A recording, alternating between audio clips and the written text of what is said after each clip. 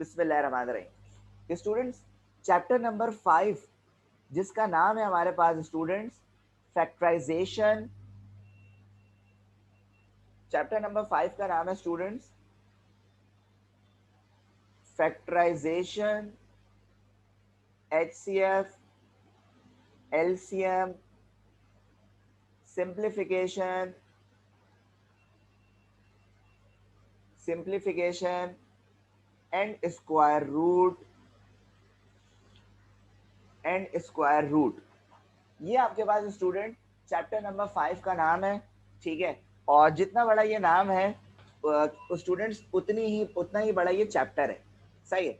इस चैप्टर में स्टूडेंट्स और इस चैप्टर को खत्म करने में एटलीस्ट अगर हम ईमानदारी से पढ़ेंगे और आपने मेरा साथ दिया तो इंशाल्लाह मेरी कोशिश होगी कि 2 महीने में इस चैप्टर को खत्म कर दूं, ठीक है। लेकिन अगर आपने साथ दिया तो अगर आपने वही हरकतें करी जो आप लोग करते हैं तो फिर बेटा 4 महीने में भी नहीं हो पाएगा।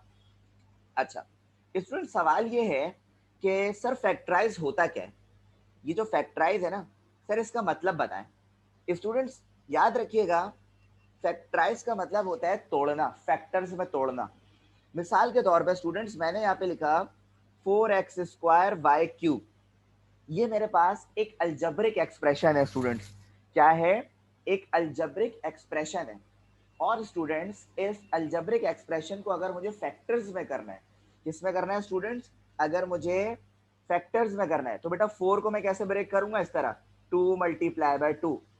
एक्स स्क्वायर को कैसे ब्रेक करूंगा बेटा? इस तरह x×x। इसी तरह y को कैसे ब्रेक करूंगा बेटा? Sir y×y×y। तो इसका मतलब क्या हुआ स्टूडेंट कि सर ये जो 4x² है ना, इसको आपने फैक्टर्स में कर दिया स्टूडेंट्स। किस में कर दिया? फैक्टर्स में कर दिया। अच्छा, अब एक बात तो ये, दूसरी बात सुनिएगा मेरी स्टूडेंट, यहां पे लिख रहा हूं। अच्छा, दूसरी बात क्या है स्टूडेंट कि फैक्टराइज करने के आपके पास 3 तरीके होते हैं। कितने? We have 3 methods to solve factorise. The first method is students कि हम कॉमन ले सकते हैं। सेकंड मेथड स्टूडेंट हमारे पास है by using formula. Third method student हमारे पास है middle term break. Middle term break.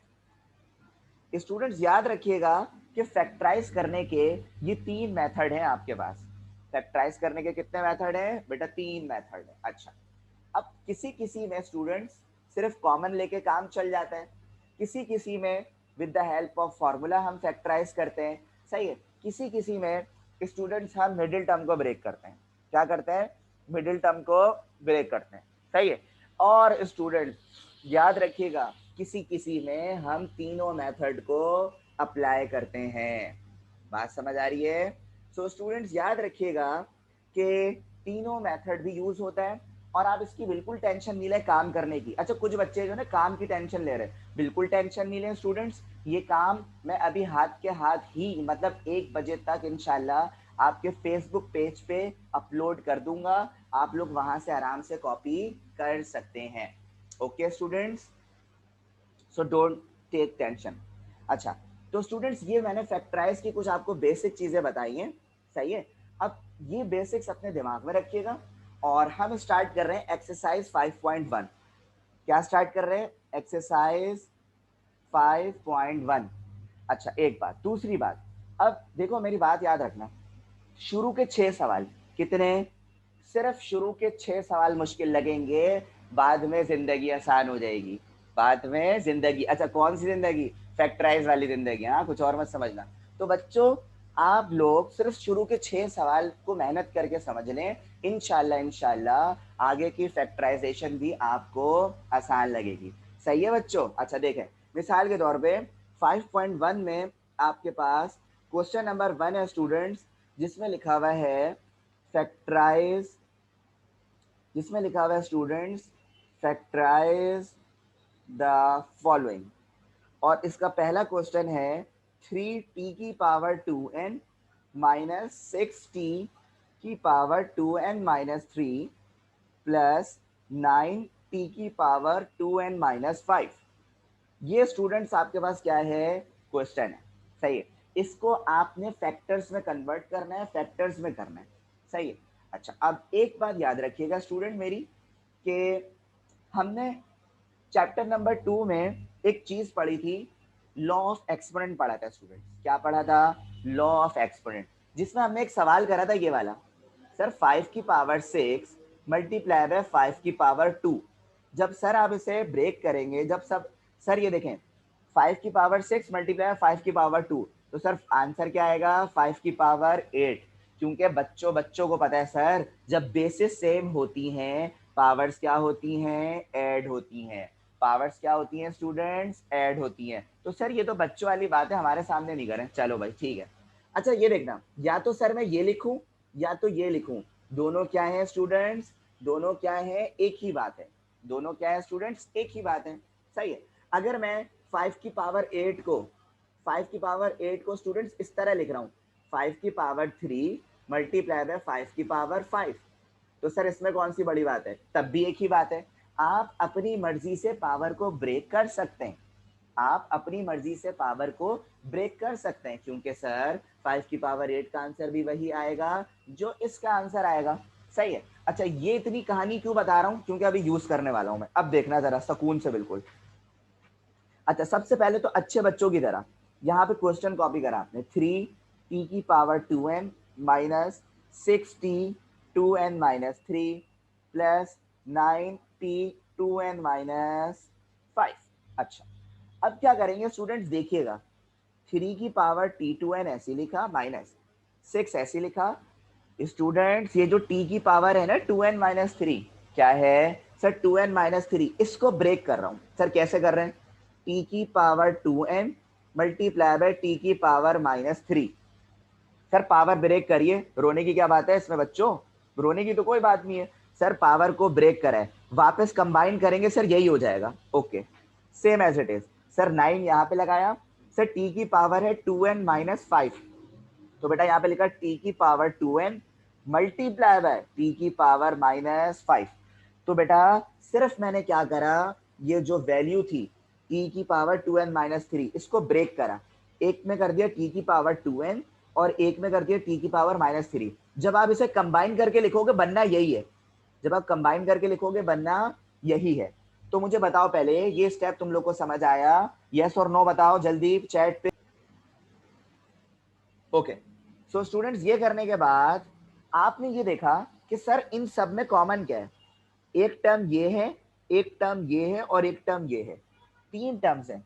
Students आपने ये देखा सर इन सब में कॉमन क्या है? तो बच्चों देखो, जिसके पास आंखें होंगी ना उसी को दिखेगा कॉमन, जिसके पास आंखें होंगी उन्हीं को दिखेगा, और जिनके पास चार आंखें उनको ज्यादा दिखेगा। देखें सर, ये देखें, ये देखें, एक तो कॉमन आ रहा है सर 3 6 और 9। 3 6 और 9 सर क्यों आ रहा है? क्योंकि बेटा 3 6 और 9 एक ही टेबल में, 3 6 और 9 एक ही टेबल में, सही है। तो सर ये तो कॉमन आ रहा है, तो जो कॉमन आ रहा है उसे आप बाहर लिखें यहाँ पे 3। अच्छा सर दूसरा कॉमन बताएं जरा। देखो t की पावर 2n, t की पावर 2n और t की पावर 2n, बेटा इसीलिए तो वैल्यू को ब्रेक करा था, इसीलिए तो वैल्यू को ब्रेक करा था, सही है। तो बच्चों ये देखो आपने क्या करा सर, यहाँ पे लिखा t की पावर 2n, मतलब 3 2n आपके पास क्या आ गया स्टूडेंट्स? कॉमन आ गया। अच्छा जो कॉमन आ गया बनाओ ब्रैकेट, क्या बनाओ? ब्रैकेट। अब 3t2n को किससे मल्टीप्लाई करेंगे कि वापस 3t2n आ जाए? सर 1 से करेंगे। किससे करेंगे? 1 से।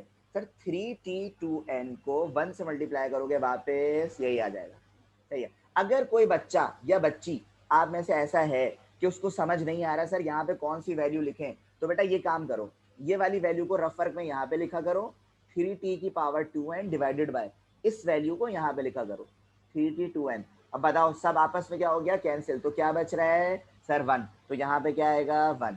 ओके सो स्टूडेंट ये देखें ये क्या है? माइनस। तो आपने यहाँ पे क्या लिखा स्टूडेंट्स? माइनस। अब देखो सर 3 को किससे मल्टीप्लाई कराएं कि आपके पास आए 6, आपके पास क्या है? 6। तो बेटा यहाँ पे मैंने लिखा 2, 3 2 जा 6, और t की पावर 2n, t की पावर 2n को छोड़ दो क्योंकि जो सेम होता है वो कैंसिल होता है। तो आपके पास यहाँ पे क्या बचा? 2t की पावर माइनस 3। अब आप में से बहुत से बच्चे ऐसे होंगे जिनको ये समझ नहीं आया होगा, है ना? कोई बात नहीं बेटा, मुझे तो आदत है आप लोगों के साथ, है ना? तो देखिए मैं आपको बता देता हूँ। करो क्या सर, ये वाली वैल्यू को उधर लिखे रफ वर्क में, 6t2n मल्टीप्लाई बाय टी की पावर -3 डिवाइडेड बाय, सर किससे कर रहे हैं वो भी लिखें, 3t2n। अब ये देखें 3 1 जा और 3 2 जा, और t की पावर 2n कैंसिल, तो बेटा देखो ऊपर क्या बचा, 2t-3, मतलब ये बचा सर 2 बचा और t की पावर -3 बचा, तो बेटा जो बचा वही तो लिखा है, वही तो लिखा है। अब यहाँ पे क्या है स्टूडेंट्स, प्लस, यहाँ पे लगा दिया प्लस। अब सर 3 को किससे मल्टीप्लाई करें, बेटा 3 से करोगे तभी तो 9 आएगा, ठीक है। और t2n तो छोड़ दो बेटा, और यहाँ पे बच रहा है t की पावर -5। अगर तुम लोग इस तरह डायरेक्ट नहीं कर पा रहे तो बेटा इस तरह करना, इस तरह करोगे इंशाल्लाह आ जाएगा। ये आपका रफ वर्क पोर्शन है। अच्छा, इसके बाद क्या करा स्टूडेंट्स, आपने यहाँ पे लिखा 3t की पावर 2n, यहाँ पे लिखा 1 -2। अच्छा देखें, मैंने आपको एक और बात बताई थी, वैसे तो बहुत सी बातें बताई थी, लेकिन ये वाली भी बताई थी जो मैं अभी आपको बता रहा हूँ। सर कौन सी बात दोबारा बताएं, देखें बच्चों यहाँ पे t की पावर है -3, क्या है स्टूडेंट्स, t की पावर है -3। और सर आपने बताया था चैप्टर नंबर 2 में, जब भी पावर माइनस में हो वैल्यू रेसिप्रोकल होती है, जब भी पावर माइनस में हो सर वैल्यू रेसिप्रोकल होती है। मतलब सर आप इसे लिखेंगे अपॉन टी क्यूब, क्या लिखेंगे, अपॉन टी क्यूब, प्लस यहाँ पे लिखा 3, अब t की पावर -5 है तो सर आप लिखेंगे अपॉन t की पावर 5। तो students this is your required answer. बताओ बेटा चैट पे कैसा लगा। चलेंगे, बिस्मिल्लाहिर्रहमानिर्रहीम स्टूडेंट्स। क्वेश्चन नंबर 2 में लिखा हुआ है बच्चों 3a+3 की होल स्क्वायर x-2 + 6a+3 और x-2 का होल स्क्वायर, x-2 का होल स्क्वायर। अच्छा सर देखें, अब इसमें दो टर्म्स हैं, पहले तो सवाल लिख लेते हैं अच्छे बच्चों की तरह। 3a+3 का whole square x-2 + 6a+3 x-2 का होल स्क्वायर। अच्छा, अब क्या करना है बच्चों, ये देखिएगा सर दो टर्म्स हैं यहाँ पे, कितनी, दो। सर एक ये टर्म है और एक ये टर्म है, मुझे तो दो ही नजर आ रही है बेटा, सही है। अब दोनों टर्म्स में स्टूडेंट्स आपने ये देखना है कि दोनों में कॉमन क्या है, दोनों में कॉमन क्या है। सर अभी पता लगा लेंगे, इसमें कौन सी बड़ी बात है। सर ये देखें 3 और ये देखें 6, तो सर 3 तो बाहर आ गया कॉमन, क्योंकि 3 और 6 एक टेबल में आते हैं। 3 और 6 किस में आते हैं स्टूडेंट्स, एक टेबल में आते हैं। तो बच्चों जब कॉमन 3 आ गया, अच्छा और देखो क्या है कॉमन, सर a+3 इसमें भी है, a+3 इसमें भी है, सर x-2 इसमें भी है और x-2 इसमें भी है, मतलब कॉमन तो आ सकता है। लेकिन सर एक मसला है, क्या सर, एक मसला ये है कि इधर पावर 2 है और इधर पावर 1 है। इसी तरह सर x-2 की इधर पावर 1 है और इधर पावर 2 है, तो सर कौन सी पावर वाले को कॉमन लेते हैं। तो बच्चों याद रखना, हमेशा छोटी पावर वाली वैल्यू को कॉमन लेते हैं, हमेशा छोटी पावर वाली वैल्यू को कॉमन लेते हैं। कैसे, ये देखो इधर a+3 की पावर 2, इधर a+3 की पावर 1, तो मैं इसको बाहर लूंगा a+3। इसी तरह इधर x-2 की पावर 1 और इधर x-2 की पावर 2, तो बेटा मैं इसको लूंगा। जब कॉमन निकालोगे स्टूडेंट्स, अब बनाओगे ब्रैकेट, क्या बनाओगे, ब्रैकेट। अब सर इस पूरी वैल्यू को सर किससे मल्टीप्लाई करूं कि मेरे पास ये पूरी वैल्यू आ जाए। तो बेटा इसमें रोने की तो कोई बात नहीं है, अभी कर देता हूं। ये देखो पहले आप ये वाली ऊपर वाली वैल्यू लिखो, 3a+3 का whole square x-2 divided by, फिर ये वाली वैल्यू लिखो, यहाँ पे लिखा 3a+3 और x-2। ये देखो बेटा 3 से 3 कैंसिल, सर x-2 कैंसिल, और बच्चों a+3 की पावर 2 है और नीचे a+3 की पावर 1 है, तो स्टूडेंट्स इन सब को कैंसिल कर दोगे तो यहाँ पे ऊपर आपके पास बचेगा a+3। क्या बचेगा? a+3। तो सर जो a+3 बचा है वही तो अंदर आएगा, वही तो अंदर आएगा। प्लस क्या लगाया? प्लस। अब देखो सर इस पूरी वैल्यू को किससे मल्टीप्लाई करें कि आपके पास यही पूरी वैल्यू आ जाए? तो बच्चों अच्छा, कुछ बच्चे ना मुझे चैट पे अभी बता रहे हैं, तो अभी बताने का बिल्कुल फायदा ही नहीं है क्योंकि मैं अभी चैट पे रिप्लाई भी नहीं करूंगा। मैं जब तक पूरा समझा नहीं लूंगा तो कोई फायदा नहीं है, बीच में रिप्लाई नहीं करूंगा मैं आपको। अच्छा, तो स्टूडेंट्स देखें, अब मेरी दोबारा देखें, मेरी बात सुने। समझ नहीं आ रहा, क्यों नहीं समझ आ रहा? चलो कोई बात नहीं, दोबारा देखो, दोबारा कोशिश करेंगे। भाई इस वैल्यू को ना किससे मल्टीप्लाई करोगी कि ये ऊपर वाली वैल्यू वापस यही बन जाए? सही है, तो ऐसे समझ नहीं आ रहा, इसको लिखो पहले 6a+3 x-2 का होल स्क्वायर। फिर ये वाली वैल्यू लिखो कि जिससे कर रहे हो 3a+3 x-2। अब ये देखो यार, ऊपर नीचे कैंसिल करो जरा से, 3 1 जा 3 2 जा, a+3 कैंसिल। सर x-2 की पावर नीचे 1 और ऊपर 2, जब कैंसिल करेंगे सर एक ही पावर कैंसिल होगी, तो आपके पास ऊपर क्या बच रहा है? सर 2 बच रहा है और ये बच रहा है x-2। तो जो बचता है, जो बचता है सर वही यहाँ पे लिखें, सर 2x-2। सही है। अब उम्मीद कर रहा हूँ काफी ज्यादा लोगों को समझ आ गया होगा। जिन लोगों को समझ नहीं आया वो दोबारा रिकॉर्डेड लेक्चर देखेंगे क्योंकि सब रिकॉर्ड हो रहा है, इंशाल्लाह आ जाएगा यार, कोई इतना मुश्किल नहीं है। अच्छा, इस वैल्यू को स्टूडेंट्स ऐसे लिखा 3a+3 x-2। सही है। अच्छा, ये देखना a+3 प्लस इस 2 को बेटा x से क्या करेंगे? मल्टीप्लाई, क्योंकि सर बीच में क्या आ रहा है? ब्रैकेट। 2 को x से करेंगे 2x, प्लस माइनस माइनस, 2 को 2 से करेंगे बेटा क्या आएगा? 4। सही है। अब यहाँ पे लिखा 3a+3 x-2।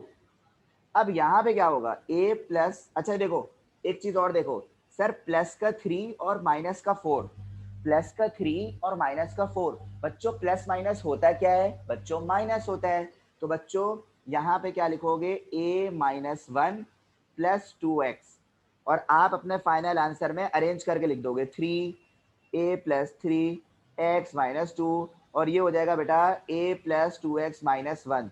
This is your required answer. बताओ बेटा कैसा लगा? तो उसमें आपको सब कुछ समझ आ जाएगा इंशाल्लाह। ओके बच्चों, अल्लाह हाफिज, टेक केयर, अल्लाह हाफिज।